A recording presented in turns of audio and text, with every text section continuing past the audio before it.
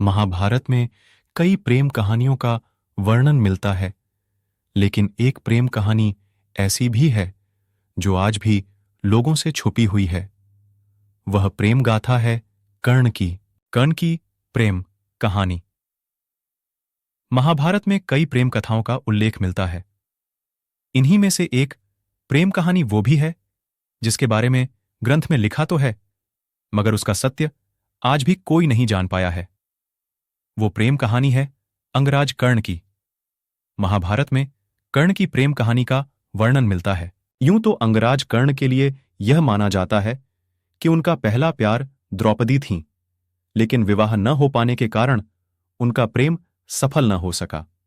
माना यह भी जाता है कि द्रौपदी को भी कर्ण पसंद थे, लेकिन उनका सूत पुत्र होना द्रौपदी और कर्ण की प्रेम कहानी में बाधा बन गया और यह किस्सा वहीं खत्म हो गया।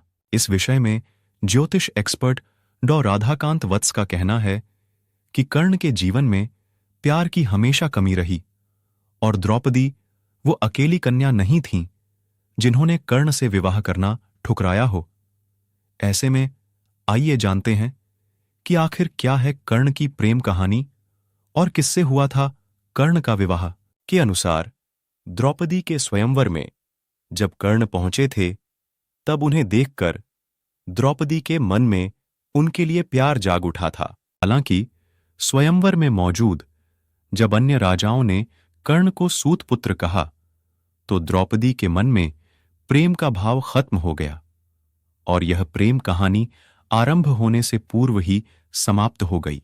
एक कहानी यह भी है कि कर्ण जब द्रौपदी की मृत्यु स्वयंवर से लौटकर आ रहे थे, तब रास्ते में उनकी भेंट राजा चित्रवत की पुत्री अंसावरी और उनकी सखी पद्मावती से हुई।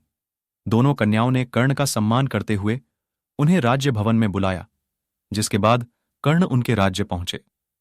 कर्ण और अंसावरी को प्रेम हो गया।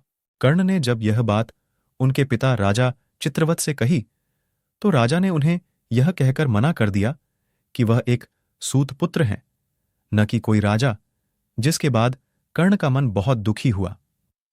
वहीं राजकुमारी अंसावरी की सखी पद्मावती भी एक सूत पुत्री थीं और उन्होंने ही कर्ण से अपने प्रेम की बात कही थी। पद्मावती के प्रेम को देख कर्ण ने उनसे विवाह कर लिया था। माना जाता है कि पद्मावती ने कर्ण का बहु साथ दिया था। Wife name of Karna. Padmavati के प्रेम ने कर्ण के जीवन के सभी दुखों को हर लिया था और कर्ण ने भी पद्मावती का बहुत ध्यान रखा था और उनके प्रेम का सम्मान करते हुए उन्हें जीवन की हर